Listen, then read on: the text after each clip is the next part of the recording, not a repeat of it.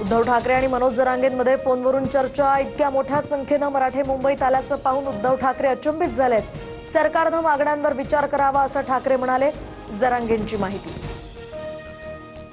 मराठा बांधवांना सुविधा पुरवण्यात सरकार अपयशी, मात्र शिवसैनिकांनी कंबर कसून उभं राहावं।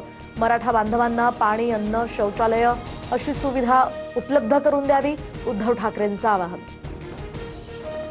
मनोज जरांगे परत का आले हे एकनाथ शिंदेंनाच विचारा। मराठा आरक्षणासंदर्भातील सर्व प्रश्नांची उत्तरं शिंदेच देऊ शकतील। राज ठाकरे यांचा रोख नेमका कुणावर आणि का असा सवाल आता उपस्थित।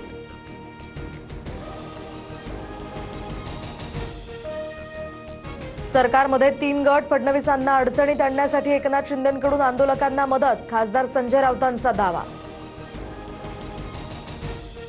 गृहमंत्री अमित शहा आणि एकनाथ शिंदे यांच्यात 1 तास बैठक, मराठा आरक्षणासह पालिका निवडणुकांवर चर्चा, सूत्रांची माहिती। आरक्षणासंदर्भात केंद्र सरकारच्या पातळीवर धोरणात्मक निर्णयाची गरज, तर संसदेत घटना दुरुस्ती करून आरक्षणाचा तिढा सोडवायला हवा, शरद पवारांचं वक्तव्य। सूचना करणारे 10 वर्ष सत्तेत होते, ते वंदनीय आदरणीय मान्यवर आहेत, मला खोलात जायला लावू नका, आरक्षणावरून अजित पवारांचा शरद पवारांना टोला।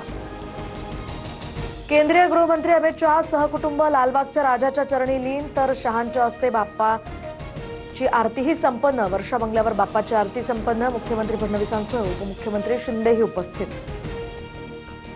पंतप्रधान नरेंद्र मोदी चीन दौऱ्यावर, तर तियानजिनमध्ये शांघाय सहकार्य संघटनेच्या राष्ट्रप्रमुखांच्या 25व्या बैठकीत सहभागी होणार। 7 वर्षांनंतर मोदींचा हा चीनचा दौरा।